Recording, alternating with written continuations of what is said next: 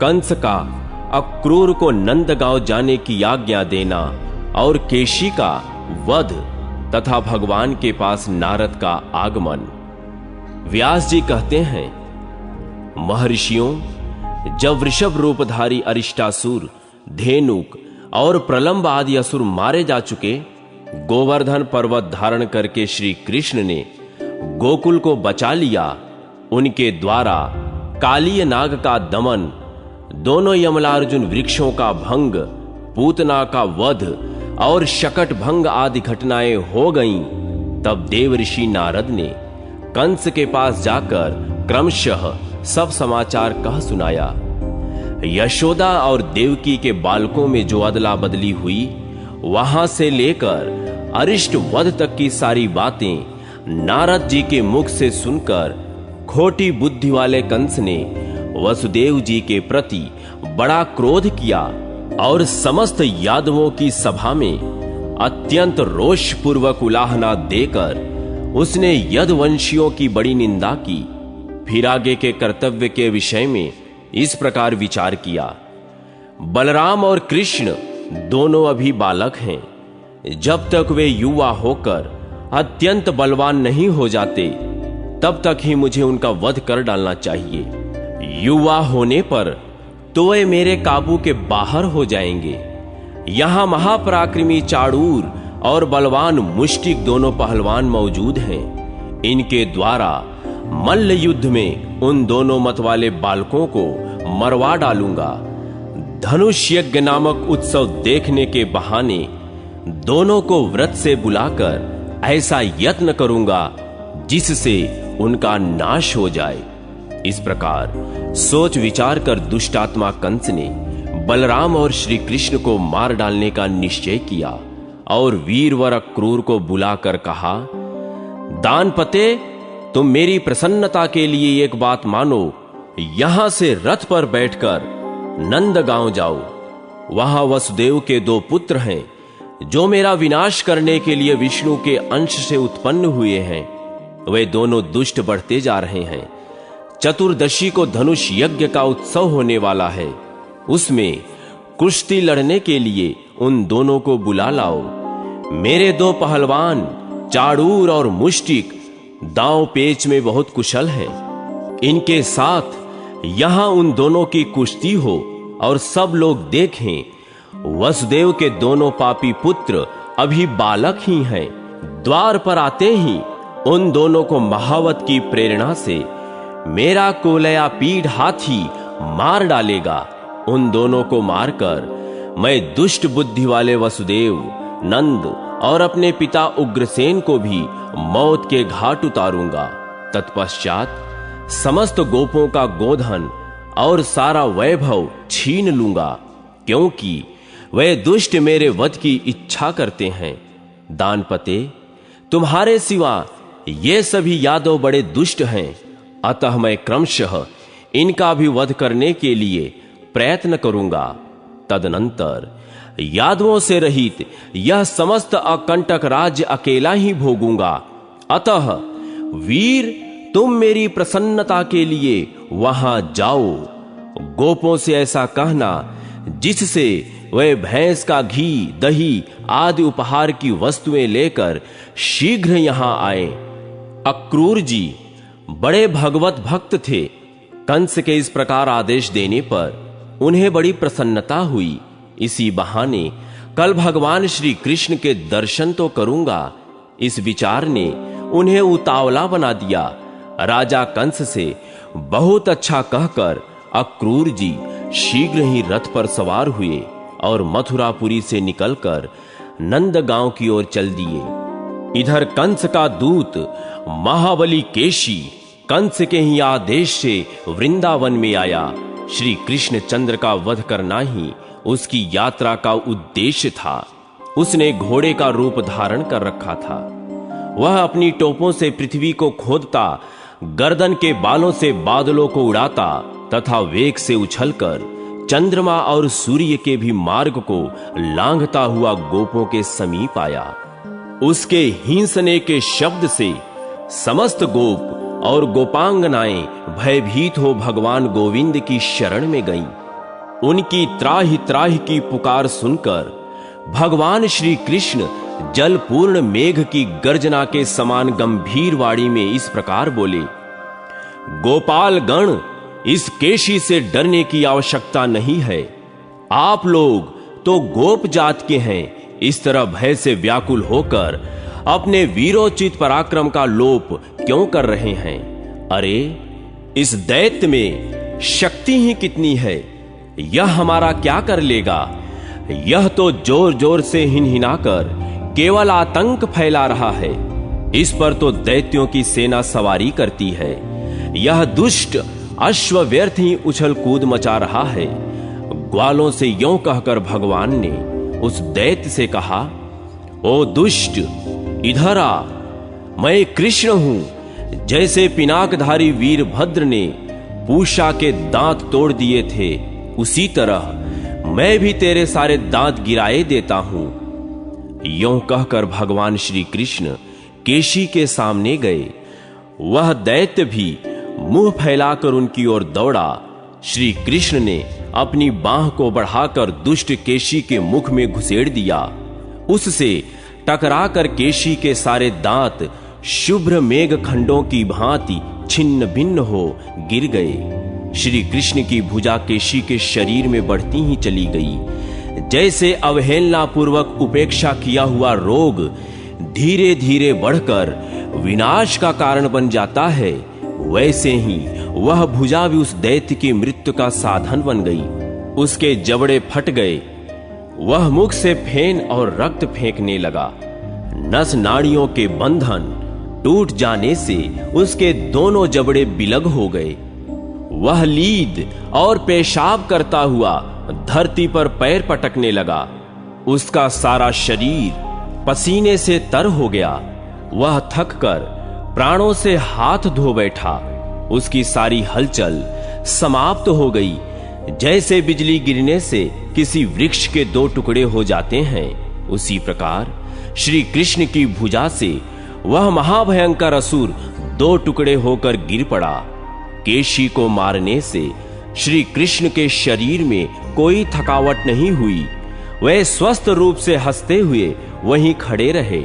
उस दैत्य के मारे जाने से गोप और गोपियों को बड़ी प्रसन्नता हुई। वे श्री कृष्ण को सब ओर से घेर कर आश्चर्यचकित हो उनकी स्तुति करने लगे।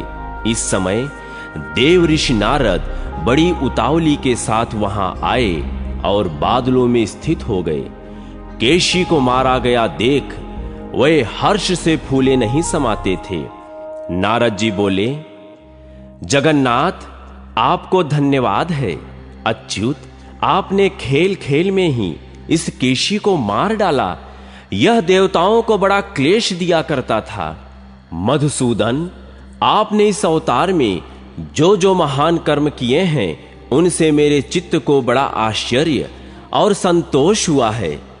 यह अश्वरूपधारी दैत्य जब गर्दन के बालों को हिलाते और हिनहिनाते हुए आकाश की ओर देखता था, उस समय देवराज इंद्र और संपूर्ण देवता भी थर्रा उठते थे। जनार्दन, आपने दुष्टात्मा केशी का वध किया है, इसलिए अब लोक में आप केशव नाम से विख्यात होंगे। आपका कल्याण हो। अब मैं जाऊंगा और परसों कंस के यहां आपके साथ जो युद्ध होगा उसमें फिर सम्मिलित होऊंगा। धरणीधर, उग्रसेन कुमार कंस जब अपने अनुचरों सहित मारा जाएगा, उस समय पृथ्वी का भार आप बहुत कुछ उतार देंगे। उसके बाद भी राजाओं के साथ आपके अनेक युद्ध हमें देखने को मिलेंगे। गोविंद, आपने देवताओं का बहुत बड़ा कार्य सिद्ध किया और मुझे भी बहुत आदर दिया। आपका कल्याण हो। अब मैं जाता हूं। यों कहकर नारद जी चले गए।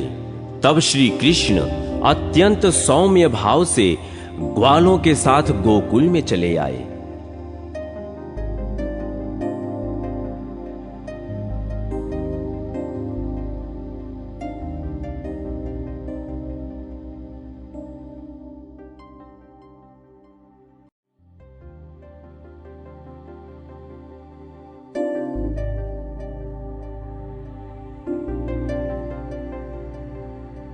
अक्रूर का नंदगांव में जाना, श्री राम कृष्ण की मथुरा यात्रा, गोपियों की कथा, अक्रूर को यमुना में भगवत दर्शन, उनके द्वारा भगवान की स्तुति, मथुरा प्रवेश, रजक वध और माली पर कृपा। व्यास जी कहते हैं, अक्रूर जी शीघ्र चलने वाले रथ पर चढ़कर मथुरा से निकले और श्री कृष्ण के दर्शन का लोभ लेकर नंदगांव की ओर चल दिए। मार्ग में सोचने लगे, आहा, मुझसे बढ़कर सौभाग्यशाली कोई नहीं है, क्योंकि आज मैं अंश सहित अवतीर्ण हुए साक्षात भगवान विष्णु का मुख देखूंगा। आज मेरा जन्म सफल हुआ और आने वाला प्रभात बहुत ही सुंदर होगा, क्योंकि मैं विकसित कमल के समान नेत्रों वाले भगवान विष्णु के मुख का दर्शन करूंगा। जो स्मरण अथवा ध्यान में आकर भी मनुष्य के सारे पाप हर लेता है, वही कमल सदृश नेत्रों वाला श्री विष्णु का सुंदर मुख आज मुझे देखने को मिलेगा, जिससे संपूर्ण वेद और वेदांगों का प्रादुर्भाव हुआ है तथा जो देवताओं के लिए सर्वश्रेष्ठ आश्रय हैं, भगवान के उसी मुख का आज मैं दर्शन करूंगा। ब्रह्मा, इंद्र, रुद्र, अश्वनी कुमार, वसु, आदित्य तथा मरुद्गण जिनके स्वरूप को नहीं जानते, वह श्री हरि आज मेरा स्पर्श करेंगे। जो सर्वात्मा, सर्वव्यापी, सर्वस्वरूप, संपूर्ण भूतों में स्थित अव्यय एवं व्यापी परमात्मा है, वे ही आज मेरे नेत्रों के अतिथि होंगे, जिन्होंने अपनी योग शक्ति से मत्स्य, कूर्म, वराह और नरसिंह आदि अवतार ग्रहण किए थे। वे ही भगवान आज मुझसे वार्तालाप करेंगे। स्वेच्छा से शरीर धारण करने वाले अविनाशी जगन्नाथ इस समय कार्यवश व्रज में निवास करने के लिए मानव रूप धारण किए हुए हैं। जो भगवान अनंत अपने मस्तक पर इस पृथ्वी को धारण करते हैं, वे ही जगत का हित करने के लिए अवतीर्ण हो आज मुझे अक्रूर कहकर बुलाएंगे। पिता, पुत्र, सुहृद, भ्राता, माता और बंधु बांधव रूपिणी जिनके माया को यह जगत हटा नहीं पाता, उन भगवान को बारंबार नमस्कार है। जिनको हृदय में स्थापित करके मनुष्य इस योग माया रूप फैली हुई अविद्या को तर जाते हैं, उन विद्या स्वरूप परमात्मा को नमस्कार है। जिन्हें यज्ञ परायण मनुष्य, यज्ञ पुरुष, भगवत भक्त जन, वासुदेव और वेदांत वेत्ता सर्वव्यापी श्री विष्णु कहते हैं, उनको मेरा नमस्कार है। जो संपूर्ण जगत के निवास स्थान हैं, जिनमें सत्य और असत दोनों प्रतिष्ठित हैं, वे भगवान अपने सहज सत्व गुण से मुझ पर प्रसन्न हो। जिनका स्मरण करने पर मनुष्य पूर्ण कल्याण का भागी होता है, उन पुरुष श्रेष्ठ श्री हरि की मैं सदा के लिए शरण लेता हूं। अक्रूर का हृदय भक्ति से विनम्र हो रहा था। वे इस प्रकार श्री विष्णु का चिंतन करते हुए कुछ दिन रहते नंदगांव में पहुंच गए। वहां उन्होंने भगवान श्री कृष्ण को उस स्थान पर देखा जहां गौएं दुही जा रही थीं। वे बछड़ों के बीच में खड़े थे। उनका श्रीअंग विकसित नील कमल की आभा से सुशोभित था। नेत्र खिले हुए कमल की शोभा धारण करते थे। वक्षस्थल में श्री वत्स का चिन्ह दिखाई देता था। बड़ी बड़ी बाहें, चौड़ी और उभरी हुई छाती, ऊंची नासिका, विलास युक्त मुस्कान से सुशोभित मुख, लाल लाल नख, शरीर पर पीतांबर, गले में जंगली पुष्पों के हार, हाथ में स्निग्ध नील लता और कानों में श्वेत कमल पुष्प के आभूषण, यही उनकी झांकी थी। उनके दोनों चरण भूमि पर विराजमान थे। श्री कृष्ण का दर्शन करने के बाद अक्रूर जी की दृष्टि यदुनंदन बलभद्र जी पर पड़ी। जो हंस, चंद्रमा और कुंद के समान गौरवर्ण थे। उनके शरीर पर नील वस्त्र शोभा पा रहे थे। उनकी कद ऊंची और बाहें बड़ी बड़ी थीं। मुख प्रफुल्ल कमल सा सुशोभित था। नीलांबरधारी गौरांग बलभद्र जी ऐसे जान पड़ते थे मानो मेघमाला से घिरा हुआ दूसरा कैलाश पर्वत हो। उन दोनों भाइयों को देखकर महाबुद्धिमान अक्रूर जी का मुख कमल प्रसन्नता से खिल उठा। संपूर्ण शरीर में रोमांच हो आया और वे मन ही मन इस प्रकार कहने लगे, इन दोनों बंधुओं के रूप में यहां साक्षात भगवान विष्णु विराज रहे हैं। ये ही वह परम धाम और ये ही वह परम पद हैं। अनंत मूर्ति भगवान आज मेरे हाथ का स्पर्श करके उसे शोभा संपन्न बनाएंगे। इन्हीं भगवान की अंगुलियों के स्पर्श से संपूर्ण पाप नष्ट हो जाने के कारण मनुष्य उत्तमोत्तम सिद्धि प्राप्त करते हैं तथा अश्वनी कुमार, रुद्र, इंद्र और वसु आदि देवता प्रसन्न होकर उन्हें उत्तम वर देते हैं। इन्हीं भगवान ने दैत्यराज की सेना का विनाश करके दैत्य पत्नियों की आंखों का काजल भी छीन लिया। राजा बलि ने जिनके हाथ में संकल्प का जल छोड़कर रसातल में रहते हुए भी मनोहर स्वर्गीय भोग प्राप्त कर लिए तथा देवराज इंद्र ने जिनकी आराधना करके एक मनवंतर के लिए देवलोक का अखंड साम्राज्य प्राप्त किया, वे ही भगवान कंस के साथ रहने के कारण निर्दोष होते हुए भी दोष के पात्र बने हुए मुझ अक्रूर का क्या आदर न करेंगे? जो साधु पुरुषों से बहिष्कृत हैं, उसके जन्म को धिक्कार है। भगवान श्री हरि ज्ञान स्वरूप हैं, परिपूर्ण सत्व के पुंज हैं, सब प्रकार के दोषों से रहित हैं, अव्यक्त हैं और समस्त प्राणियों के हृदय में विराजमान हैं। जगत में कौन सी ऐसी वस्तु है जो उन्हें ज्ञात न हो?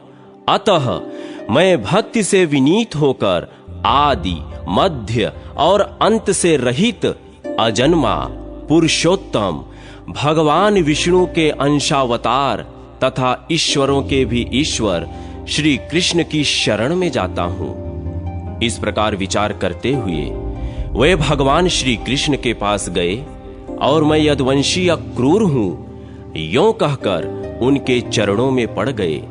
भगवान ने भी ध्वजा, वज्र और कमल आदि चिन्हों से सुशोभित अपने कर कमल द्वारा उनका स्पर्श किया और उन्हें खींचकर प्रेम पूर्वक गाढ़ आलिंगन दिया।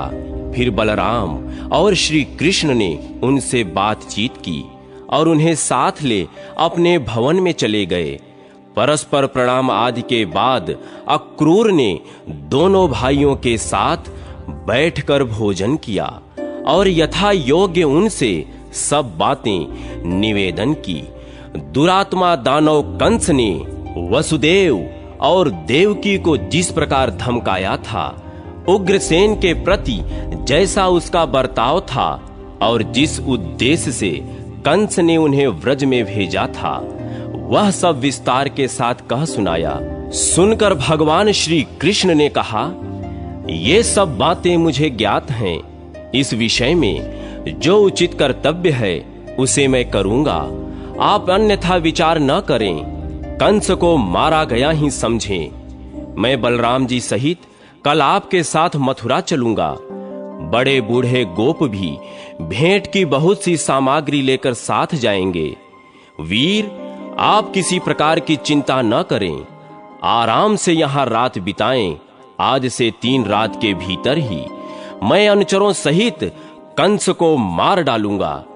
तदनंतर गोपों को मथुरा चलने का आदेश दे अक्रूर, श्री कृष्ण तथा बलराम जी नंद के घर में सोए। सवेरा होने पर महाबली राम और श्री कृष्ण अक्रूर के साथ मथुरा जाने को तैयार हो गए। यह देख गोपियों के नेत्रों में आंसू भर आए। वे चिंता से इतनी दुर्बल हो गईं कि उनके कंगन और बाजूबंद खिसक खिसक कर गिरने लगे।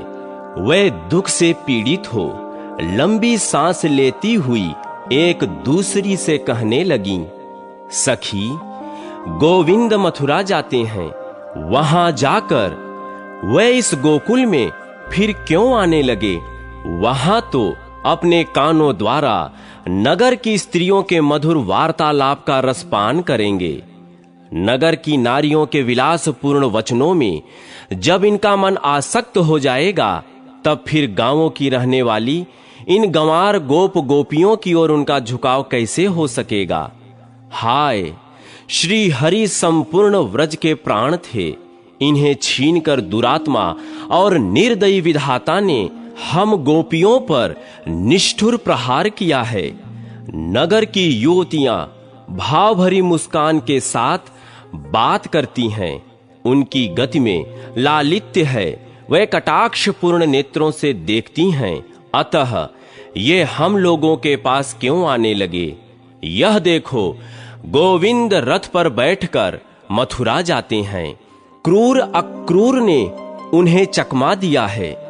क्या इस निर्दयी को प्रेमी जनों की मानसिक वेदना का अनुभव नहीं है, जो यह हमारे नयनानंद गोविंद को अन्यत्र लिए जाता है?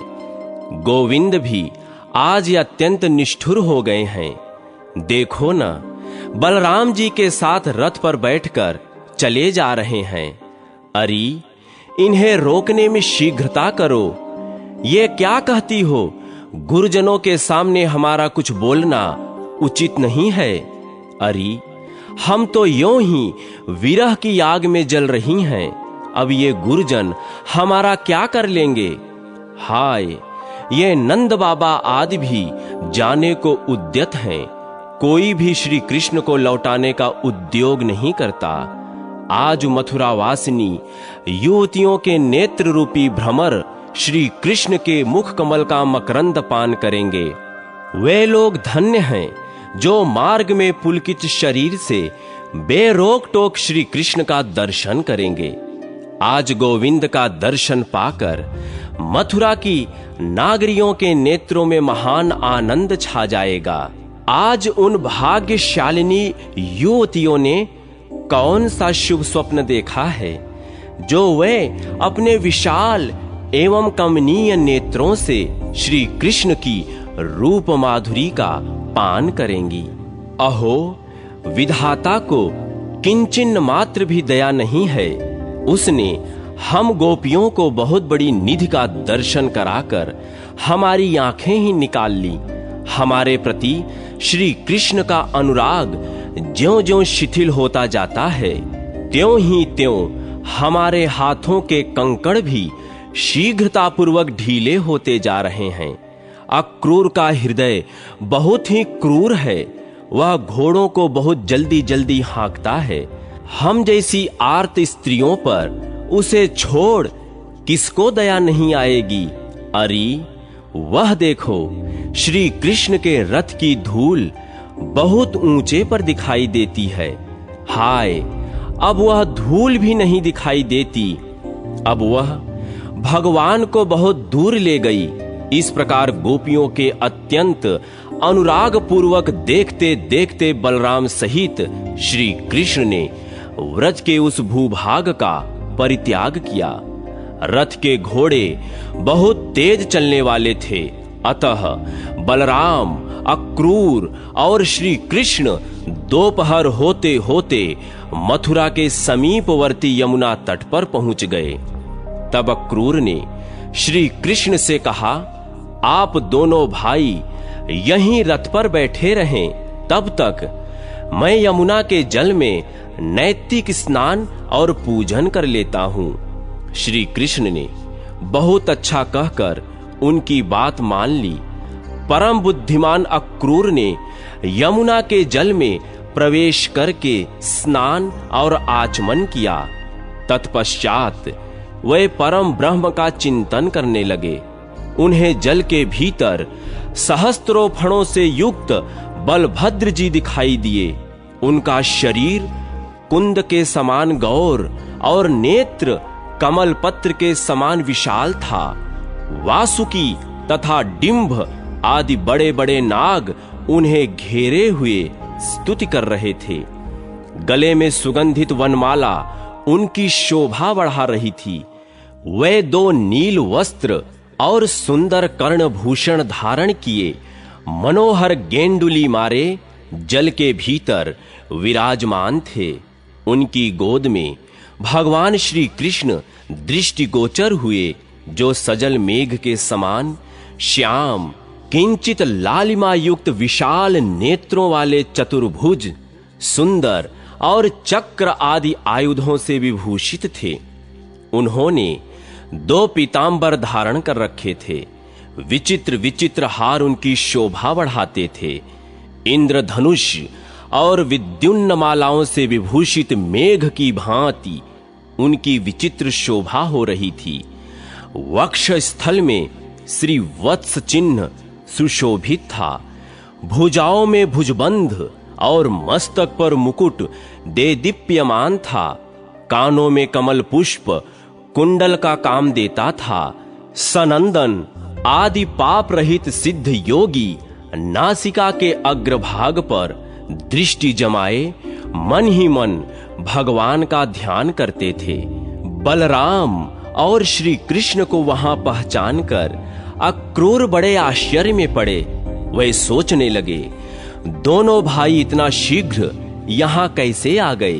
अक्रूर ने कुछ बोलना चाहा, किंतु श्री कृष्ण ने उनकी वाणी को स्तंभित कर दिया। तब वे जल से निकलकर रथ के पास आए, किंतु वहां बलराम और श्री कृष्ण पहले की ही भांति बैठे दिखाई दिए। तब उन्होंने पुनः जल में डुबकी लगाई। भीतर वही दृश्य दिखाई दिया। गंधर्व, मुनि, सिद्ध तथा बड़े बड़े नाग श्री कृष्ण और बलराम की स्तुति करते थे। यह सब देखकर दानपति अक्रूर को वास्तविक रहस्य का पता लग गया। वह पूर्ण विज्ञान में भगवान अच्युत की स्तुति करने लगे, जिनका सत्ता मात्र स्वरूप है, महिमा अचिंत्य है, जो सर्वत्र व्यापक हैं, जो कारण रूप से एक किंतु कार्य रूप से अनेक हैं। उन परमात्मा को बारंबार नमस्कार है। अचिंत्य परमेश्वर, आप शब्द, रूप और हविः स्वरूप हैं। आपको नमस्कार है। प्रभो, आप प्रकृति से परे विज्ञान स्वरूप हैं। आपको नमस्कार है। आप ही भूतात्मा, इंद्रियात्मा, प्रधान आत्मा, जीवात्मा और परमात्मा हैं। इस प्रकार एक होते हुए भी आप 5 प्रकार से स्थित हैं। सर्वधर्मात्मन महेश्वर, आप ही शर और अक्षर हैं। मुझ पर प्रसन्न होइए। ब्रह्मा, विष्णु तथा शिव आदि नामों से आपका ही वर्णन किया जाता है। भगवान, आपके स्वरूप, प्रयोजन और नाम आदि सभी अनिर्वचनीय हैं। आप परमेश्वर को मेरा नमस्कार है। नाथ, जहां नाम और जाति आदि कल्पनाओं का अस्तित्व नहीं है, वह नित्य, अविकारी और अजन्मा पर ब्रह्म आप ही हैं। कल्पना के बिना, कोई व्यवहारिक नाम रखे बिना किसी भी पदार्थ का ज्ञान नहीं होता। इसलिए कृष्ण, अच्युत, अनंत और विष्णु आदि नामों से आपकी स्तुति की जाती है। सर्वात्मन, आप अजन्मा परमेश्वर हैं। जगत में जितनी कल्पनाएं हैं, उन सब के द्वारा आपका ही बोध होता है। आप ही देवता हैं, संपूर्ण जगत हैं तथा विश्व रूप हैं। विश्वात्मन, आप विकार और भेद से सर्वथा रहित हैं। संपूर्ण विश्व में आपके सिवा दूसरी कोई वस्तु नहीं है। आप ही ब्रह्मा, महादेव जी, सूर्य, धाता, विधाता, इंद्र, वायु, अग्नि, वरुण, कुबेर और यम हैं। एकमात्र ही भिन्न भिन्न रूप धारण करके अपनी विभिन्न शक्तियों से जगत की रक्षा करते हैं। आप ही विश्व की सृष्टि करते हैं और आप ही प्रलयकालीन सूर्य होकर संपूर्ण जगत का संहार करते हैं। आज यह गुणमय प्रपंच आपका ही स्वरूप है। सत्य स्वरूप परमेश्वर का वाचक जो ओमकार रूप अक्षर है, वह आपका ही उत्कृष्ट स्वरूप है। वही सत्य, असत्य और ज्ञानात्मा है। आपके उस स्वरूप को मेरा प्रणाम है। भगवान वासुदेव रूप में आपको नमस्कार है। संकर्षण संज्ञा धारण करने वाले आपको नमस्कार है। प्रद्युम्न कहलाने वाले आपको नमस्कार है और अनिरुद्ध नाम से पुकारे जाने वाले आपको नमस्कार है। इस प्रकार जल के भीतर यदुवंशीय क्रूर ने सर्वेश्वर श्री कृष्ण की स्तुति करके मानसिक धूप और पुष्पों द्वारा उनका पूजन किया। अन्य विषयों का चिंतन छोड़कर मन को उन ब्रह्मभूत परमात्मा में लगा दीर्घ काल तक ध्यान किया। तत्पश्चात समाधि से विरत हो अपने को कृतार्थ मानते हुए यमुना जल से निकलकर वे पुनः रथ के समीप आए। आने पर उन्होंने बलराम और श्री कृष्ण को पूर्ववत बैठे देखा। अक्रूर जी के नेत्रों से विस्मय का आभास मिलता था। यह देख श्री कृष्ण ने उनसे कहा, अक्रूर जी, आपने यमुना के जल में कौन सी आश्चर्य की बात देखी है जो आपके नेत्र आश्चर्यचकित दिखाई देते हैं? अक्रूर बोले, अच्युत, जल के भीतर मैंने जो आश्चर्य देखा है उसे यहीं अपने सामने मूर्तिमान बैठा देखता हूं। यह परम आश्चर्यमय जगत जिन महात्मा का स्वरूप है, उन्हीं आश्चर्य स्वरूप आपके साथ मेरा समागम हुआ है। मधुसूदन, अब इस विषय में अधिक कहने की क्या आवश्यकता? चलिए मथुरा चलें। मैं कंस से डरता हूं, जो दूसरों के टुकड़ों पर जीवन निर्वाह करने वाले हैं। उन मनुष्यों के जन्म को धिक्कार है। यों कहकर अक्रूर ने घोड़ों को हाँक दिया और सायंकाल के समय मथुरापुरी में जा पहुंचे। मथुरा को देखकर अक्रूर ने बलराम और श्री कृष्ण से कहा, महापराक्रमी वीरों, अब आप लोग पैदल जाइए, रथ से मैं अकेला ही जाऊंगा। मथुरा में पहुंचकर आप दोनों वसुदेव जी के घर न जाएं, क्योंकि आपके ही कारण वह बेचारा बूढ़ा कंस के द्वारा सदा अपमानित होता है। यों कहकर अक्रूर मथुरापुरी में चले गए। राम और श्री कृष्ण भी पुरी में पहुंचकर राजमार्ग पर आ गए। उस समय नगर के सभी स्त्री पुरुष आनंदपूर्ण नेत्रों से उन्हें निहारते थे। वे दोनों वीर तरुण हाथियों की भांति लीला पूर्वक चल रहे थे।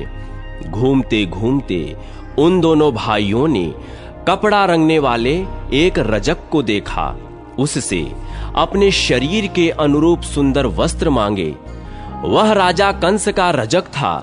राजा की कृपा पाकर उसका अहंकार बहुत बढ़ गया था। उसने बलराम और श्री कृष्ण के प्रति ललकार कर अनेक आक्षेप युक्त कटवचन कहे। उस दुरात्मा रजक का बर्ताव देख श्री कृष्ण कुपित हो उठे। उन्होंने थप्पड़ से मारकर उस रजक का मस्तक पृथ्वी पर गिरा दिया। उसे मारकर राम और कृष्ण ने उसके सारे वस्त्र छीन लिए और अपनी रुचि के अनुसार पीले एवं नीले वस्त्र धारण करके वे बड़ी प्रसन्नता के साथ माली के घर गए। उन्हें देखते ही माली के नेत्र आनंद से खिल उठे। वह अत्यंत विस्मित होकर मन ही मन सोचने लगा, ये दोनों किसके पुत्र हैं? कहां से आए हैं? एक के अंग पर पीतांबर शोभा पाता है तो दूसरे के शरीर पर नीलांबर। दोनों ही अत्यंत मनोहर दिखाई देते हैं। उन्हें देखकर माली ने समझा, दो देवता इस भूतल पर उतरे हैं। उन दोनों भाइयों के मुख कमल प्रफुल्लित दिखाई देते थे। माली ने दोनों हाथ पृथ्वी पर फैलाकर सिर से पृथ्वी का स्पर्श करते हुए साष्टांग प्रणाम किया और कहा, नाथ, आप दोनों बड़ी कृपा करके मेरे घर पधारे हैं। मैं धन्य हो गया। अब पुष्पों से आप दोनों की पूजा करूंगा। यों कहकर उसने रुचि के अनुसार फूल भेंट किए। ये सुंदर हैं, ये मनोहर हैं। यों कहते उसने उनके मन में फूलों के प्रति आकर्षण पैदा किया और जो जो उन्हें पसंद आया वह सब दिया। प्रायः सभी फूल मनोहर, निर्मल और सुगंधित थे। श्री कृष्ण ने भी प्रसन्न होकर माली को वर दिया, भद्र, मेरे अधीन रहने वाली लक्ष्मी तेरा कभी त्याग न करेगी। सौम्य, तेरे बल और धन की कभी हानि न होगी। जब तक यह पृथ्वी और सूर्य रहेंगे तब तक तेरी पुत्र, पौत्र आदि वंश परंपरा कायम रहेगी। तू बहुत से भोग भोग कर अंत में मेरी कृपा से मुझे स्मरण करते हुए दिव्य लोक प्राप्त करेगा। भद्र, तेरा मन हर समय धर्म में लगा रहेगा। यों कहकर बलराम सहित श्री कृष्ण माली द्वारा पूजित हो उसके घर से चले आए। कुब्जा पर कृपा, कुवलयापीड, चाणूर, मुष्टिक, तोशल और कंस का वध तथा वसुदेव द्वारा भगवान का स्तवन। व्यास जी कहते हैं, तदनंतर श्री कृष्ण ने राजमार्ग पर एक कुब्जा स्त्री देखी जो अंगराग से भरा हुआ पात्र लिए आ रही थी। उसे देखकर श्री कृष्ण ने पूछा, कमल लोचने, तू यह अंगराग किसके पास लिए जाती है? सच सच बता। उनकी बात सुनकर वह श्री हरि के प्रति अनुरुक्त हो गई और बोली, प्रिय, क्या आप नहीं जानते कंस ने मुझे अंगराग लाने का कार्य सौंप रखा है। मैं अनेक वक्रा के नाम से विख्यात हूं। मेरे सिवा दूसरे किसी का घिसा हुआ चंदन कंस को पसंद नहीं आता। श्री कृष्ण बोले, सुमुखी, यह सुंदर सुगंध युक्त अनुलेपन तो राजा के ही योग्य है। हमारे शरीर के योग्य भी कोई अनुलोपन हो तो दो। यह सुनकर कुब्जा ने आदर पूर्वक कहा, लीजिए ना। फिर उन दोनों को उनके शरीर के अनुरूप चंदन आदि अनुलेप प्रदान किया। कुब्जा ने ही उनके कपोल आदि अंगों में पत्र भंगी रचना पूर्वक अंगराग लगाया। इससे वे दोनों पुरुष रत्न इंद्रधनुष के साथ शोभा पाने वाले श्वेत श्याम मेघों के समान सुशोभित हुए। तत्पश्चात उल्लापन विधि यानी कुब्जत्व दूर करने की क्रिया के जानने वाले श्री कृष्ण ने उसकी ठोड़ी में अपने हाथ की 2 उंगलियां लगा दी और उसे उचकाकर ऊपर की ओर खींचा। साथ ही उसके पैर अपने दोनों पैरों से दबा लिए। इस प्रकार केशव ने उसके शरीर को सीधा कर दिया। फिर तो वह युवतियों में श्रेष्ठ परम सुंदरी बन गई और प्रेम से शिथिल वाणी में बोली, प्यारे, आप मेरे घर में पधारें। अच्छा, तुम्हारे घर आऊंगा। यों कहकर श्री कृष्ण ने कुब्जा को विदा किया और बलराम जी के मुंह की ओर देखकर वे जोर से हंसे। तदनंतर पत्र रचना पूर्वक अंगराग लगाए और पीतांबर तथा नीलांबर धारण किए विचित्र पुष्पों के हार से सुशोभित हो वे दोनों भाई धनुषशाला में गए। वहां उन्होंने रक्षकों से धनुष के विषय में पूछा और उनके बतलाने पर उसे उठाकर चढ़ाया। बलपूर्वक चढ़ाते ही वह धनुष टूट गया। उससे बड़े जोर का शब्द हुआ जिससे सारी मथुरापुरी गूंज उठी। धनुष टूटने पर रक्षकों ने उन पर आक्रमण किया। तब वे रक्षक सेना का संहार करके धनुषशाला से बाहर निकले। कंस को अक्रूर के लौटने का हाल मालूम हो चुका था। फिर धनुष टूटने का शब्द सुनकर उसने चाणूर और मुष्टिक से कहा, दोनों गोपपुत्र यहां आ गए हैं। उन्हें मेरे सामने मल्ल युद्ध करके तुम दोनों अवश्य मार डालना, क्योंकि वे दोनों मेरे प्राण लेने वाले हैं। यदि युद्ध में उन्हें मारकर तुमने मुझे संतुष्ट किया तो मैं तुम्हारी जो जो इच्छा होगी वह सब पूर्ण करूंगा। वे दोनों मेरे शत्रु हैं, अतः न्याय से अथवा अन्याय से उनको अवश्य मार डालो। उनके मारे जाने पर इस राज्य पर मेरा और तुम्हारा समान अधिकार होगा। इस प्रकार उन दोनों मल्लों को आदेश दे कंस ने हाथीवान को बुलाया और उच्च स्वर से कहा, महावत, तू कोल्यापीड़ हाथी को मतवाला करके रंगभूमि के द्वार पर खड़ा रखना।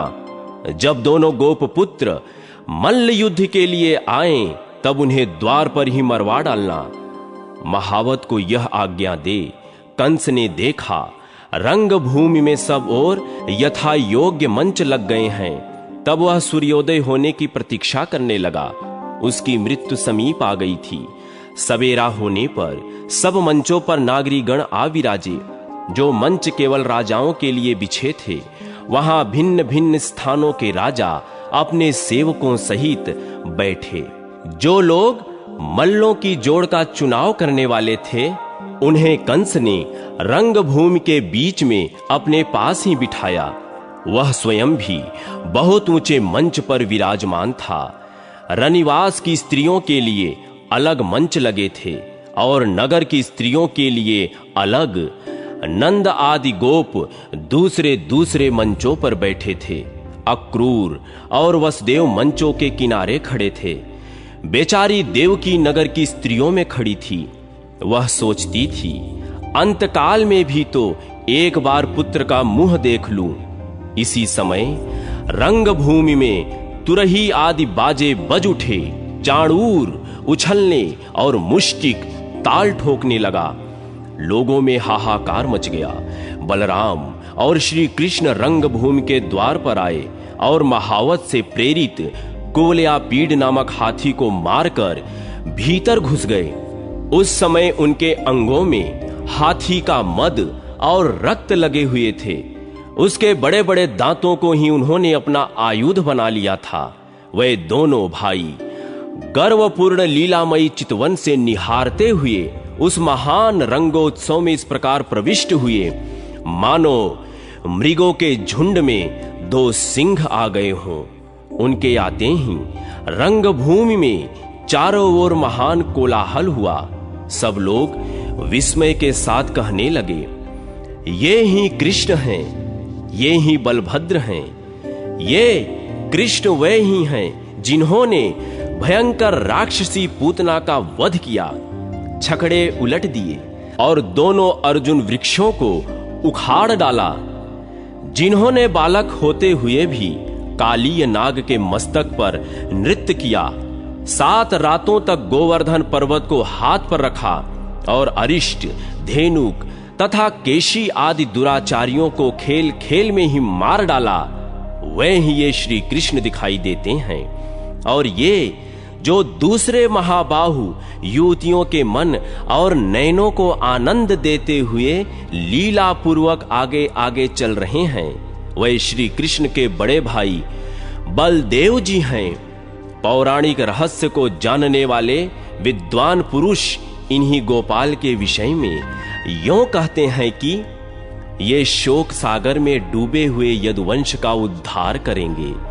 निश्चय ही ये सबको जन्म देने वाले सर्वभूत स्वरूप भगवान विष्णु के अंश हैं, जो पृथ्वी का भार उतारने के लिए अवतीर्ण हुए हैं। इस प्रकार जब नगर के लोग बलराम और श्री कृष्ण का वर्णन कर रहे थे, उस समय देवकी के हृदय में स्नेह के कारण उनके स्तनों से दूध बहने लगा। वसुदेव जी तो मानो समीप आई हुई वृद्धावस्था को छोड़कर युवा हो गए। उनकी दृष्टि अपने दोनों पुत्रों पर ही लगी हुई थी, मानो वे ही उनके लिए महान उत्सव हो। रनिवास की स्त्रियां एकटक नेत्रों से श्री कृष्ण और बलराम को निहारती थीं। नगर की स्त्रियां तो उनकी ओर से दृष्टि ही नहीं हटाती थीं। स्त्रियां आपस में कहने लगीं, सखियों, श्री कृष्ण का मुख तो देखो, कैसी कमल जैसी सुंदर आंखें हैं। कोलिया पीड़ हाथी से युद्ध करने के कारण जो परिश्रम हुआ है, उससे इनके मुख पर पसीने की बूंद निकल आई हैं। इन श्वेत बिंदुओं से सुशोभित इनका प्रसन्न मुख ऐसा जान पड़ता है मानो खिले हुए कमल पर ओस के कण शोभा पा रहे हों। इस मनोहर मुख की झांकी करके आज अपना जन्म सफल कर लो। आहा, भामिनी, इस बालक के वक्ष स्थल पर तो दृष्टिपात करो। श्री वत्स चिन्ह से इसकी कैसी शोभा हो रही है। यह संपूर्ण जगत का आश्रय है और इसकी दोनों भुजाएं शत्रुओं का दर्प दलन करने में समर्थ हैं। अरे सखी, उधर देखो, मुष्टिक और चाणूर को उछलते कूदते देख बलभद्र जी के मुख पर मंद हास्य की कैसी छटा छा रही है। हाय सखी, देखो तो सही, ये श्री कृष्ण चाणूर के साथ युद्ध करने जा रहे हैं। क्या इस सभा में न्याय युक्त बर्ताव करने वाले बड़े बूढ़े नहीं हैं? कहां तो अभी युवावस्था में प्रवेश करने वाले श्री हरि का सुकुमार शरीर, और कहां वज्र के समान कठोर एवं विशाल शरीर वाला यह महान असुर। ये दोनों भाई रंग भूमि में अभी तरुण दिखाई देते हैं। इनके सभी अंग कोमल हैं और चाणूर आदि दैत्य मल्ल बड़े ही भयंकर हैं। युद्ध के लिए जोड़ का चुनाव करने वाले लोगों का यह बहुत बड़ा अन्याय है कि वे मध्यस्थ होकर भी बालक और बलवान के युद्ध की उपेक्षा करते हैं। जब नगर की स्त्रियां इस प्रकार वार्तालाप कर रही थी, उसी समय भगवान श्री हरि ने अपने पदाघात से पृथ्वी को कंपाते हुए सब लोगों के हृदय में हर्षातिरेक की वृष्टि करने लगे। बलभद्र जी भी ताल ठोक कर मनोहर गति से उछलते हुए चल रहे थे। उस समय यह पृथ्वी पग पग पर उनके पदाघात से विदीर्ण नहीं हुई। यही बड़े आश्चर्य की बात थी। तदनंतर अमित पराक्रमी श्री कृष्ण चाणूर के साथ कुश्ती लड़ने लगे तथा मल्ल युद्ध की विद्या में कुशल मुष्टिक दैत्य बलदेव जी के साथ भिड़ गया। श्री कृष्ण चाणूर के साथ परस्पर भिड़कर नीचे गिराकर उछालकर घूंसे और वज्र के समान कोहनी से मारकर पैरों से ठोकरे देकर तथा एक दूसरे के शरीर को रगड़कर लड़ने लगे। इस तरह उन दोनों में बड़ा भारी युद्ध हुआ। उस युद्ध में यद्यपि किसी अस्त्र शस्त्र का प्रयोग नहीं होता था, तो भी वह अत्यंत घोर एवं भयंकर था। अपने बल और प्राण शक्ति से ही साध्य था। ज्यों-ज्यों चाणूर श्री हरि के साथ युद्ध करता, त्यों ही त्यों उसकी प्राण शक्ति घटती जाती थी। जगन्नमय श्री कृष्ण भी उसके साथ लीला पूर्वक युद्ध करने लगे।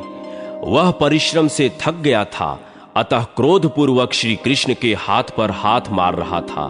कंस ने देखा श्री कृष्ण का बल बढ़ रहा है और चाणूर थकता जा रहा है। कुपित होकर उसने बाजे बंद करा दिए।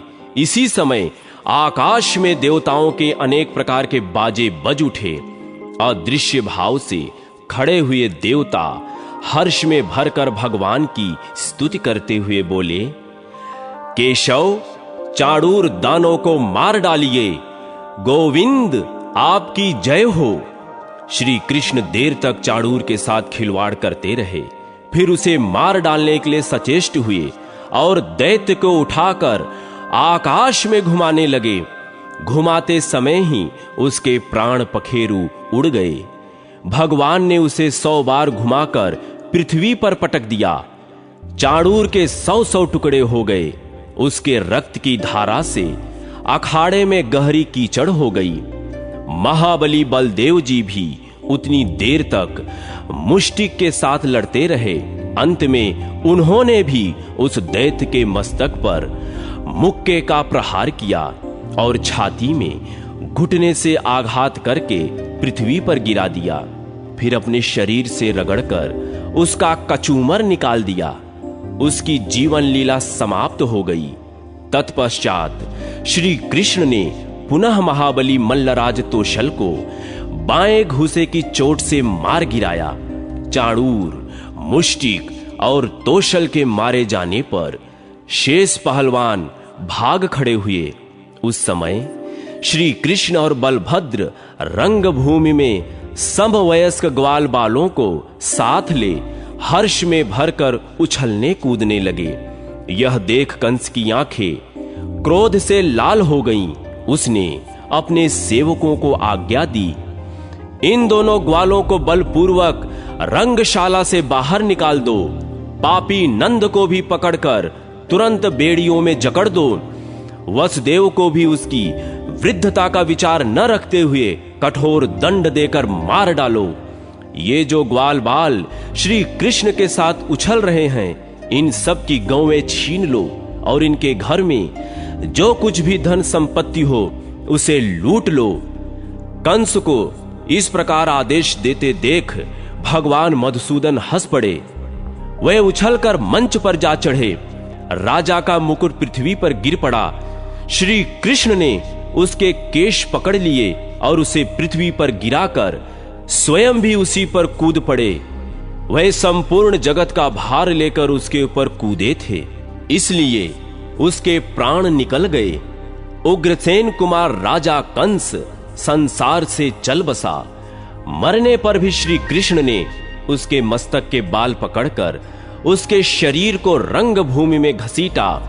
कंस के पकड़े जाने पर उसका भाई सुनामा क्रोध में भरकर आया, किंतु बलभद्र जी ने उसे खेल में ही मार गिराया। मथुरा का महाराज कंस श्री कृष्ण के हाथ से अवहेलना पूर्वक मारा गया। यह देखकर रंगभूमि में आए हुए सब लोग हाहाकार करने लगे। तदनंतर श्री कृष्ण ने शीघ्र जाकर वसुदेव और देवकी के चरण पकड़ लिए। बलदेव जी ने भी उनका साथ दिया। वसुदेव और देवकी ने श्री कृष्ण को उठाया और जन्म काल में उन्होंने जो बातें कही थी उन्हें याद करके स्वयं ही प्रणाम करने लगे। वसुदेव जी बोले, देव देवेश्वर, आप मुझ पर प्रसन्न होइए। प्रभो, आप देवताओं में सर्वश्रेष्ठ हैं।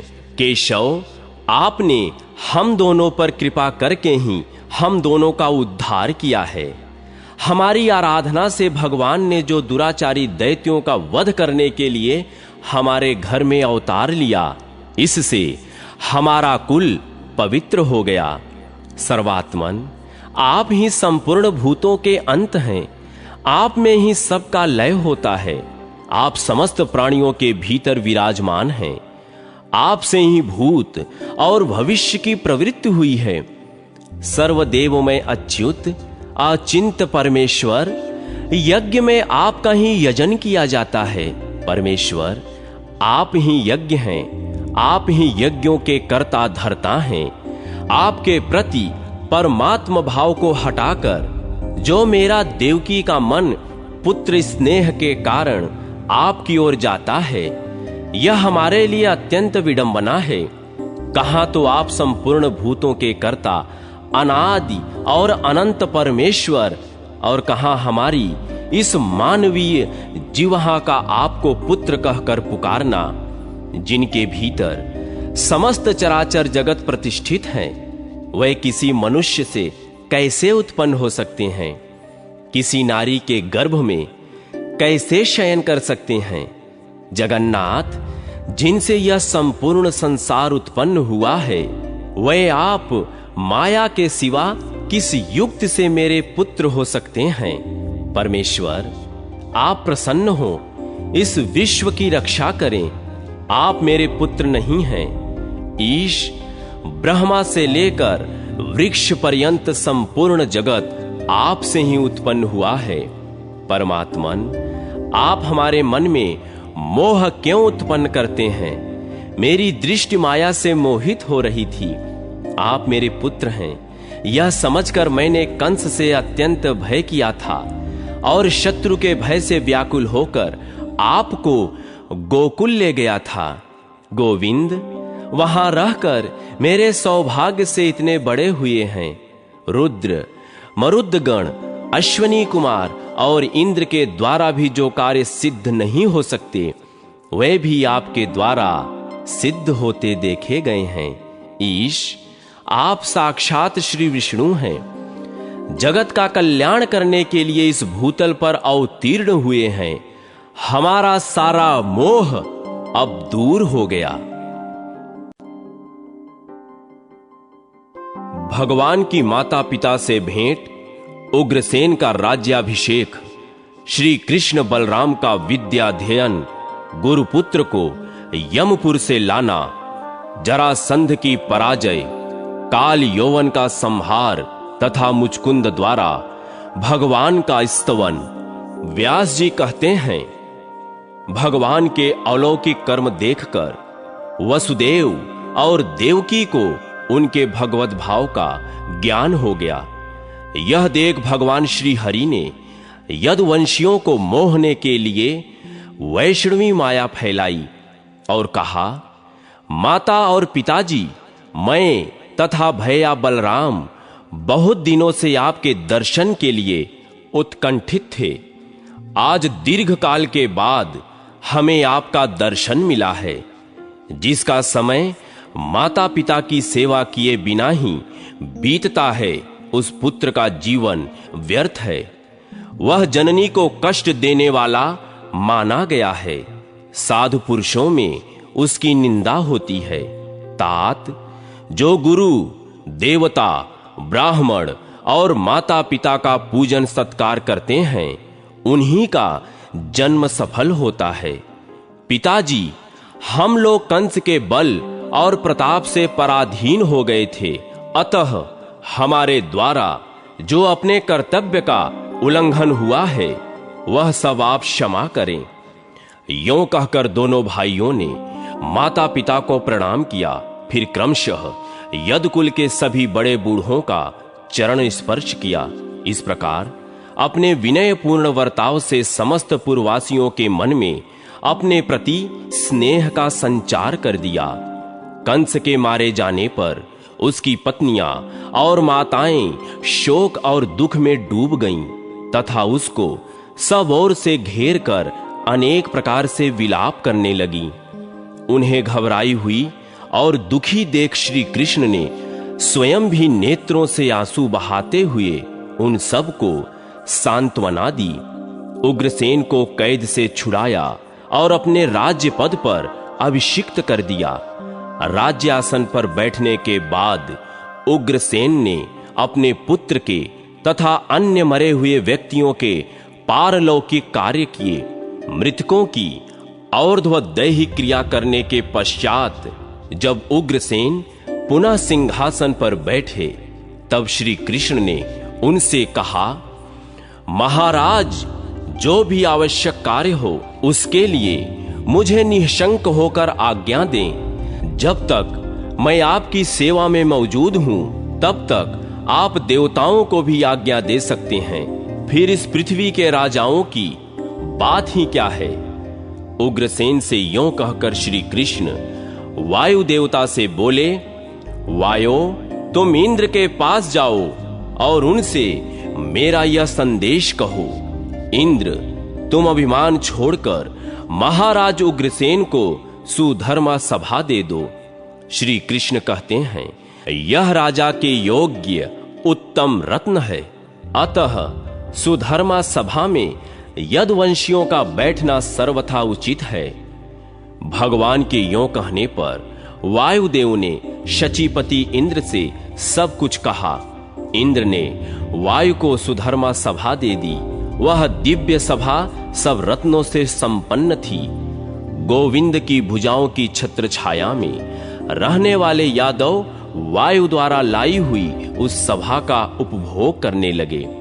श्री कृष्ण और बलभद्र संपूर्ण विद्याओं के ज्ञाता तथा पूर्ण ज्ञान स्वरूप थे। वे तथापि शिष्य और आचार्य की परंपरा को सुरक्षित रखने के लिए उन्होंने काश्य गोत्र में उत्पन्न अवंतीपुर निवासी सांदीपन जी के यहाँ विद्याध्ययन के लिए यात्रा की। बलराम और श्री कृष्ण दोनों भाई शिष्यता ग्रहण करके निरंतर गुरु सेवा में लगे रहते थे। उन्होंने अपने आचरण द्वारा सबको शिष्य के कर्तव्य का उपदेश दिया। 64 दिनों में ही रहस्य और संग्रह, अस्त्रों के उपसंहार सहित धनुर्वेद का उन्हें पूर्ण ज्ञान हो गया। यह एक अद्भुत बात थी।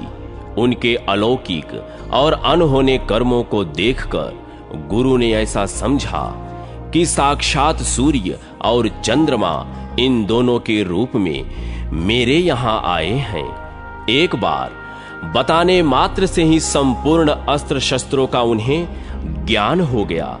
पूरी विद्या पढ़कर उन्होंने गुरु से कहा, भगवान, आपको क्या गुरु दक्षिणा दी जाए, बताइए। परम बुद्धिमान गुरु ने भी उनसे अलौकिक कर्म का विचार करके अपने मरे हुए पुत्र को मांगा, जो प्रभास क्षेत्र में समुद्र के भीतर डूब गया था। तब बलराम और श्री कृष्ण हथियार लेकर समुद्र तट पर गए और समुद्र से बोले, मेरे गुरु के पुत्र को ले आओ। समुद्र ने हाथ जोड़कर कहा, भगवान, मैंने सांदीपनी के पुत्र का अपहरण नहीं किया है। मेरे भीतर पंचजन नामक एक दैत्य रहता है। उसका आकार शंख का सा है। उसी ने उस बालक को पकड़ लिया था। वह दैत्य आज भी मेरे जल में मौजूद है। समुद्र के यों कहने पर भगवान ने जल में प्रवेश करके पंचजन को मार डाला और उसकी हड्डियों का उत्तम शंख ग्रहण किया। उसका शब्द सुनकर दैत्यों का बल क्षीण होता, देवताओं की शक्ति बढ़ती और अधर्म का नाश होता है। तदनंतर भगवान श्री कृष्ण और बलवान बलराम जी यमपुरी में गए। वहां उन्होंने शंखनाद किया और वैवस्वत यम को जीतकर गुरु के पुत्र को प्राप्त कर लिया। वह बेचारा वहां नरक की यातना भोग रहा था। उसे पहले जैसा शरीर प्रदान कर दोनों भाइयों ने गुरु को अर्पित किया। तत्पश्चात वे दोनों बंधु उग्रसेन द्वारा पालित मथुरापुरी में चले आए। उनके आगमन से मथुरा के सभी स्त्री पुरुष प्रसन्न हो गए। महाबली कंस ने जरासंध की पुत्री अस्ति और प्राप्ति से विवाह किया था। जरासंध मगध देश का बलवान राजा था। वह बहुत बड़ी सेना साथ लेकर अपने दामाद को मारने वाले यदुवंशियों सहित श्री कृष्ण का वध करने के लिए क्रोध पूर्वक आया। मथुरा के पास पहुंचकर उसने उस पुरी को चारों ओर से घेर लिया। उसके साथ 23 अक्षौहिणी सेना थी। बलराम और श्री कृष्ण थोड़े से सैनिकों को साथ ले नगर से बाहर निकले और उसके बलवान योद्धाओं के साथ युद्ध करने लगे। उस समय उन्हें अपने पुरातन आयुधों को ग्रहण करने की इच्छा हुई। उनके मन में ऐसा संकल्प आते ही सुदर्शन चक्र, श्रांग धनुष, बाणों से भरा हुआ अक्षय तूणीर और कौमोद की गदा, ये सभी अस्त्र श्री कृष्ण के हाथ में आ गए। इसी प्रकार बलदेव जी के हाथ में भी उनके अभीष्ट अस्त्र हल और मूसल आ गए। उन दिव्य अस्त्रों को पाकर श्री कृष्ण और बलराम ने महाराज जरासंध को सेना सहित युद्ध में परास्त कर दिया और फिर वे अपनी पुरी में लौट आए। दुराचारी जरासंध परास्त होकर भी जीते जी लौट गया था। अतः श्री कृष्ण ने उसे हारा हुआ नहीं समझा। वह पुनः बहुत बड़ी सेना के साथ मथुरा पर चढ़ आया और बलराम तथा श्री कृष्ण से परास्त होकर भाग खड़ा हुआ। इस प्रकार अत्यंत दुर्मद मगधराज ने श्री कृष्ण आदि यदुवंशियों के साथ 18 बार लोहा लिया, परंतु प्रत्येक युद्ध में उसे यदुवंशियों द्वारा मुंह की खानी पड़ी। यद्यपि उसके पास सेना अधिक थी तो भी थोड़ी सी सेना वाले यादवों ने उसे मार भगाया। इन अनेक युद्धों में लड़ने पर भी जो यदुवंशियों की सेना सुरक्षित रह गई, यह चक्रपाणि भगवान विष्णु के अंशभूत श्री कृष्ण के सामीप्य की महिमा थी। भगवान श्री कृष्ण शत्रुओं पर जो अनेक प्रकार के अस्त्र चलाते थे, यह मनुष्य धर्म का पालन करने वाले जगदीश्वर की लीला थी, जो मन से ही संसार की सृष्टि और संहार करते हैं। उन्हें शत्रु पक्ष का विनाश करने में कितने उद्यम की आवश्यकता है, तथापि मनुष्यों के धर्म का अनुसरण करते हुए बलवानों से संधि और हीन बलवानों के साथ युद्ध करते थे। कहीं साम दान और कहीं भेद की नीति दिखाते हुए कहीं कहीं पर दंड नीति का भी प्रयोग करते थे और आवश्यकता होने पर कहीं युद्ध से पलायन भी करते थे। इस प्रकार वे मानव शरीर की चेष्टा का अनुसरण करते थे। वास्तव में यह जगदीश्वर की लीला है, जो उनकी इच्छा के अनुसार होती है। दक्षिण में एक यौवनों का राजा रहता था। उसने अपने पुत्र काल यौवन को अपने राज्य पर अभिषिक्त कर दिया और स्वयं वन में चला गया। काल यौवन बल के मद से उन्मत्त रहता था। एक बार उसने नारद जी से पूछा, पृथ्वी पर बलवान राजा कौन कौन से हैं? नारद जी ने यादवों को बतलाया। उसने हाथी घोड़े और रथ सहित खरबों म्लेच्छों की सेना साथ लेकर यादवों पर आक्रमण की तैयारी की। वह प्रतिदिन अविच्छिन्न गति से यात्रा करता हुआ मथुरा को गया। यादवों के प्रति उसके हृदय में बड़ा अरमश था। उसके आक्रमण का समाचार जानकर श्री कृष्ण ने सोचा, यदि काल यौवन ने आकर यादवों की सेना का संहार कर दिया तो अवसर देखकर मगधराज जरासंध भी आक्रमण करेगा, और यदि पहले जरासंध ने ही आकर हमारी सेना को क्षीण कर दिया तो बलवान काल यौवन बचे खुचे सैनिकों को मार डालेगा। अहो, यदुवंशियों पर दोनों प्रकार से संकट उपस्थित है। अतः इससे बचने के लिए मैं यादवों के निमित्त अत्यंत दुर्जय दुर्ग का निर्माण करूंगा, जहां रहकर स्त्रियां भी युद्ध कर सकती हैं। फिर वृष्णियों और यादवों की तो बात ही क्या। यदि मैं सोया अथवा बाहर गया हूं तो भी उस दुर्ग में रहने पर दुष्ट शत्रु यादवों को अधिक कष्ट न दे सकें।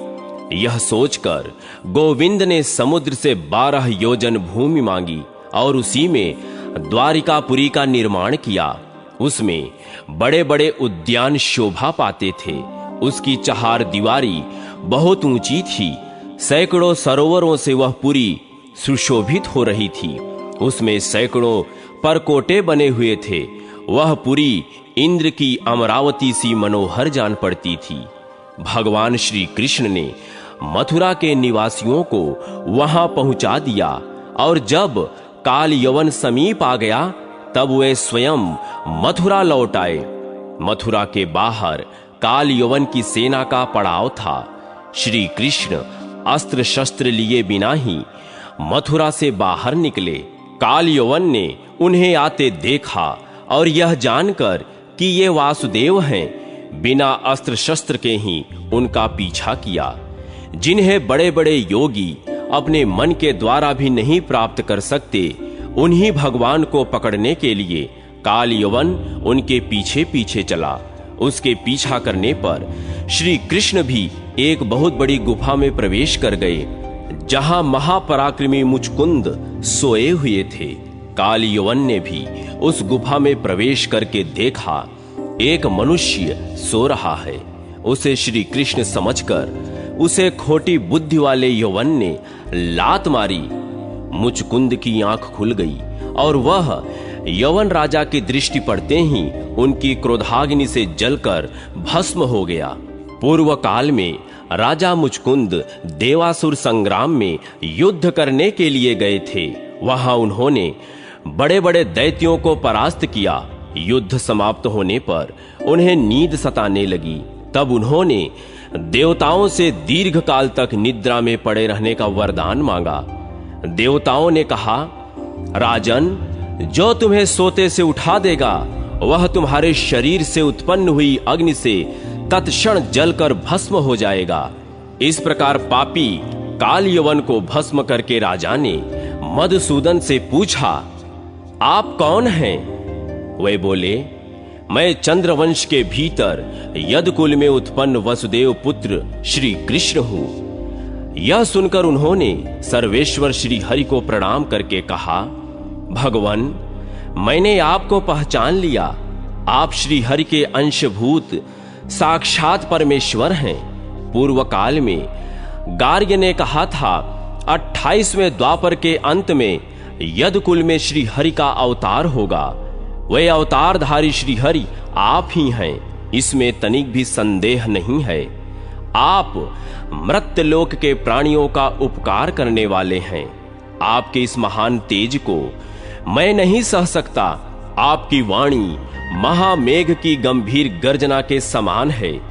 देवासुर संग्राम में दैत्य पक्ष के महान योद्धा भी आपके जिस महान तेज को सहन न कर सके, वही तेज आज मेरे लिए भी असह्य है। संसार सागर में पड़े हुए जीव के लिए एकमात्र आप ही परमाश्रय हैं। शरणागतों की पीड़ा दूर करने वाले हैं। भगवान, मुझ पर प्रसन्न होइए और मेरे अमंगल को हर लीजिए। आप ही समुद्र, पर्वत, नदी, वन, पृथ्वी, आकाश, वायु, जल, अग्नि तथा पुरुष हैं।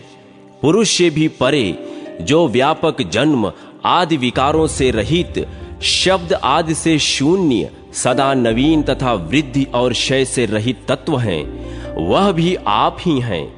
देवता, पितर, यक्ष, गंधर्व, राक्षस, सिद्ध, अप्सरा, मनुष्य, पशु, पक्षी, सर्प, मृग तथा वृक्ष सब आपसे ही उत्पन्न हुए हैं। इस चराचर जगत में जो कुछ भी भूत या भविष्य, मूर्त या अमूर्त अथवा स्थूल या सूक्ष्मतर वस्तु है, वह सब आपके सिवा कुछ भी नहीं है।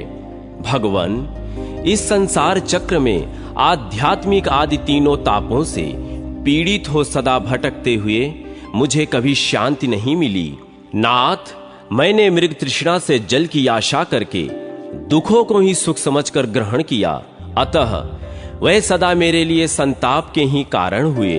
प्रभो, राज्य, पृथ्वी, सेना, कोश, मित्र, पुत्र, पत्नी, भृत्य और शब्द आदि विषय, यह सब कुछ मैंने सुख बुद्धि से ग्रहण किया, परंतु देवेश्वर, परिणाम में ये सब मेरे लिए संतापप्रद ही सिद्ध हुए हैं। नाथ, देवलोक की उत्तम गति को प्राप्त देवताओं को भी जब मुझसे सहायता लेने की इच्छा हुई, तब वहां भी नित्य शांति कहाँ है?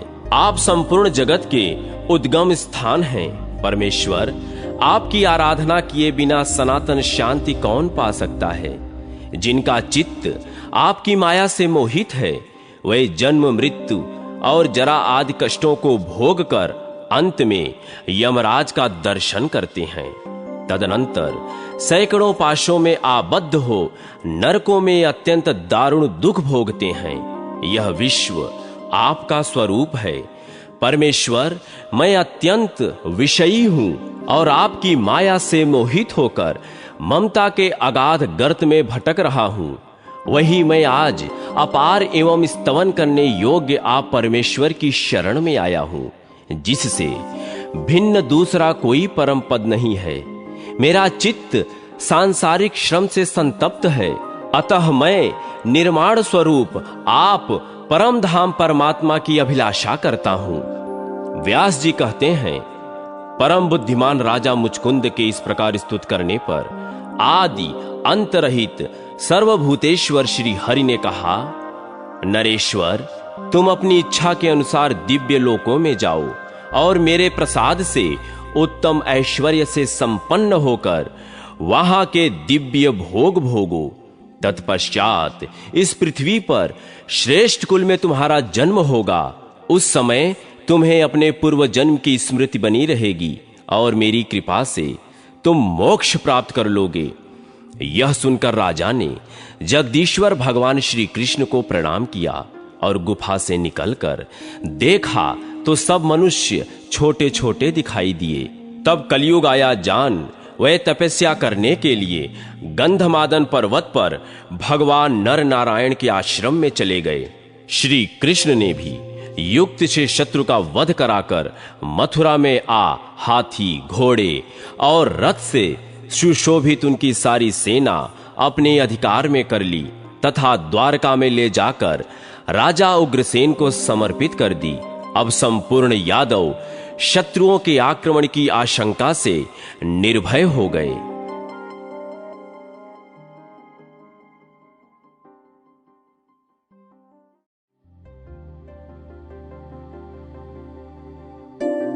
बलराम जी की व्रज यात्रा, श्री कृष्ण द्वारा रुक्मिणी का हरण तथा प्रद्युम्न के द्वारा शंबरासुर का वध। व्यास जी कहते हैं, तदनंतर बलदेव जी अपने बंधु बांधवों के दर्शन के लिए उत्कंठित हो नंदगांव में आए। उस समय संपूर्ण गोप और गोपियां उनसे पूर्ववत मिली। बलराम जी ने सबको आदर देते हुए सबके साथ प्रेम पूर्वक वार्तालाप किया। किन्हीं ने उनको हृदय से लगाया, कुछ लोगों का उन्होंने गाढ़ आलिंगन किया तथा कुछ गोप गोपियों के साथ बैठकर उन्होंने हास्य विनोद किया। वहां गोपों ने बलराम जी से अनेकों प्रिय लगने वाली बातें कहीं। कुछ गोपियां उन्हें देखकर प्रेमानंद में निमग्न हो गईं तथा कुछ दूसरी गोपियों ने ईर्ष्यापूर्वक पूछा, चंचल प्रेम रस के आस्वादन में व्यग्र रहने वाले नागरी स्त्रियों के प्रियतम श्री कृष्ण तो सुख से हैं न? क्षणिक अनुराग दिखाने वाले श्याम सुंदर क्या कभी हमारी चेष्टाओं का उपहास करते हुए नगर की महिलाओं के सौभाग्य का मान नहीं बढ़ाते? क्या श्री कृष्ण कभी हमारे गीतों का अनुसरण करने वाले मधुर स्वर का स्मरण करते हैं? क्या वे एक बार भी अपनी माता को देखने के लिए यहां आएंगे? अथवा उनकी बात करने से हमें क्या लाभ? कोई दूसरी बात करो। यदि हमारे बिना उनका काम चल सकता है तो उनके बिना हमारा भी चल जाएगा। हमने उनके लिए पिता, माता, भ्राता, पति और बंधु बांधव किसको नहीं छोड़ दिया, फिर भी वे कृतज्ञ न हो सके। तथापि बलराम जी, क्या श्री कृष्ण कभी यहां आने के विषय में भी आपसे बात करते हैं? दामोदर श्री कृष्ण का मन तो नगर की स्त्रियों में आसक्त हो गया है। हम पर अब उनका प्रेम नहीं रहा, अतः अब हमारे लिए उनका दर्शन दुर्लभ ही जान पड़ता है। भगवान श्री कृष्ण ने गोपियों का चित्त आकृष्ट कर लिया था। वे बलभद्र जी को भी हे कृष्ण, हे दामोदर कहकर पुकारने और जोर जोर से हंसने लगी।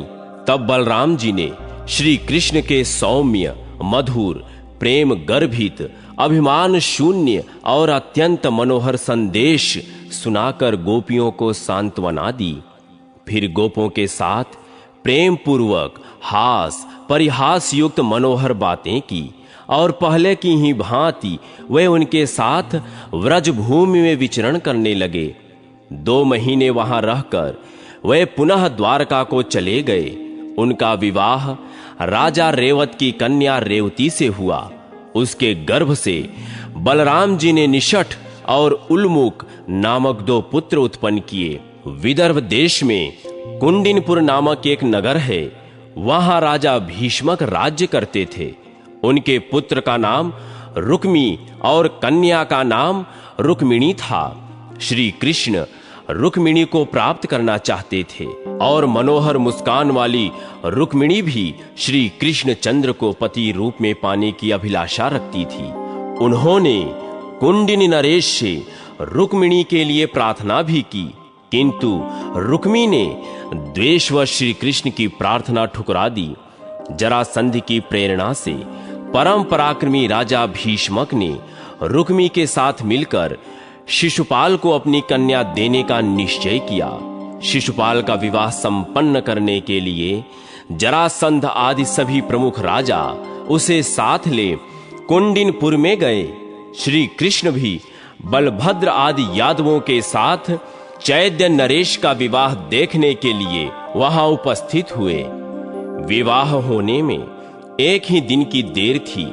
इसी समय श्री हरि ने बलभद्र आदि बंधुजनों पर शत्रुओं के रोकने का भार रखकर राजकुमारी रुक्मिणी को हर लिया। इससे पौड्रक, दंतवक्त्र, विदुरथ, शिशुपाल, जरासंध और शाल्व आदि राजा बहुत कुपित हुए।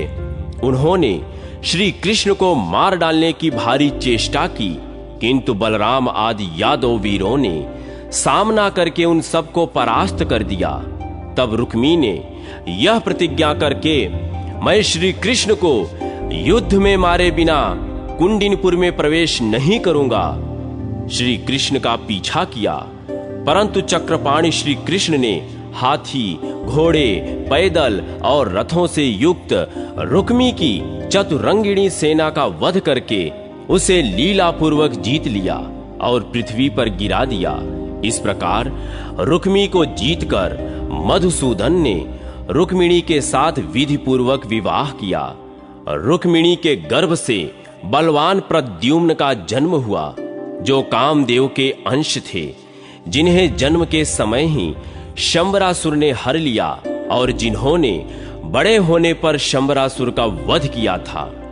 मुनियों ने पूछा, मुने, शंबरासुर ने वीरवर प्रद्युम्न का अपहरण कैसे किया और महापराक्रमी शंबर प्रद्युम्न के हाथ से किस प्रकार मारा गया? व्यास जी बोले, ब्राह्मणों, शंबरासुर काल के समान विकराल था। उसे यह बात मालूम हो गई थी कि श्री कृष्ण का पुत्र प्रद्युम्न मेरा वध करेगा।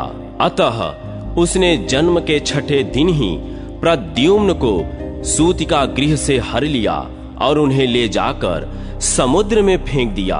वहां उस बालक को एक मत्स्य ने निगल लिया, किंतु उसकी जठराग्नि से तप्त होने पर भी बालक की मृत्यु न हो सकी। तदनंतर मछेरों ने अन्य मछलियों के साथ उस मत्स्य को भी मारा और असुरों में श्रेष्ठ शंबरासुर को भेंट कर दिया। उसके घर में मायावती नाम की एक युवती गृह स्वामिनी थी। वह सुंदरी रसोइयों का आधिपत्य करती थी। जब मछली का पेट चीरा गया, तब उसमें मायावती ने एक अत्यंत सुंदर बालक को देखा, जो जले हुए काम रूपी वृक्ष का प्रथम अंकुर था। यह कौन है? किस प्रकार मछली के पेट में आ गया? इस प्रकार कौतूहल में पड़ी हुई उस कृशांगी तरुणी से नारद जी ने कहा, यह संपूर्ण जगत की सृष्टि, पालन और संहार करने वाले भगवान श्री कृष्ण का पुत्र है। इसे शंबरासुर ने सौरी से चुराकर समुद्र में फेंक दिया और वहां मत्स्य ने निगल लिया था। वही यह बालक है जो आज तुम्हारे हाथ आ गया। सुंदरी, यह मनुष्यों में रत्न है। तुम पूर्ण विश्वास के साथ इसका पालन करो। देव ऋषि नारद के यों कहने पर मायावती ने उस बालक का पालन किया। उसका अत्यंत सुंदर रूप देखकर वह मोहित थी और बचपन से ही अत्यंत अनुराग पूर्वक उसकी सेवा करने लगी। जिस समय वह बालक युवावस्था की संधि से सुशोभित हुआ, उस समय वह गजगामिनी बाला प्रद्युम्न के प्रति कामना युक्त भाव प्रकट करने लगी। मायावती ने महात्मा प्रद्युम्न को सारी माया सिखा दी। उसका मन उन्हीं में रमता था और उसके नेत्र सदा उन्हीं को निहारते रहते थे।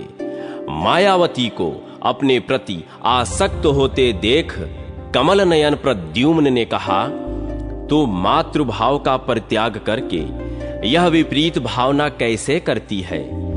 मायावती ने कहा, तुम मेरे नहीं, भगवान श्री कृष्ण के पुत्र हो। तुम्हें काल रूपी शंबर ने चुराकर समुद्र में फेंक दिया था। तुम मुझे मछली के पेट से प्राप्त हुए हो। प्रिय, तुम्हारी पुत्र वत्सला माता आज भी तुम्हारे लिए रोती है। मायावती के यों कहने पर महाबली प्रद्युम्न का चित्त क्रोध से व्याकुल हो उठा। उन्होंने शंबरासुर को युद्ध के लिए ललकारा और उसकी सारी दैत्य सेना का संहार करके सातों मायाओं को जीतकर उसके ऊपर 8वीं माया का प्रयोग किया। उस माया से प्रद्युम्न ने काल रूपी शंबर को मार डाला और आकाश मार्ग से उड़कर वे मायावती के साथ अपने पिता के नगर में आए। अंतःपुर में उतरने पर मायावती सहित प्रद्युम्न को देखकर श्री कृष्ण की रानियां प्रसन्न हो अनेक प्रकार के संकल्प करने लगीं। रुक्मिणी की दृष्टि प्रद्युम्न की ओर से हटती ही नहीं थी। वह स्नेह में भरकर कहने लगी, यह अवश्य ही किसी बड़भागिनी का पुत्र है। अभी इसकी युवावस्था आरंभ हो रहा है। यदि मेरा पुत्र प्रद्युम्न जीवित होता तो उसकी भी यही अवस्था होती। बेटा, तुमने अपने जन्म से किस सौभाग्यशालिनी जननी की शोभा बढ़ाई है, अथवा तुम्हारे प्रति मेरे हृदय में जैसा स्नेह उमड़ रहा है, उसके अनुसार मैं यह स्पष्ट रूप से कह सकती हूं कि तुम श्री हरि के पुत्र हो। इसी समय श्री कृष्ण के साथ नारद जी वहां आए। उन्होंने अंतःपुर में रहने वाली रुक्मिणी देवी से प्रसन्नता पूर्वक कहा, सुभ्रु, यह तुम्हारा पुत्र प्रद्युम्न है। इस समय शंबरासुर को मारकर यहां आया है।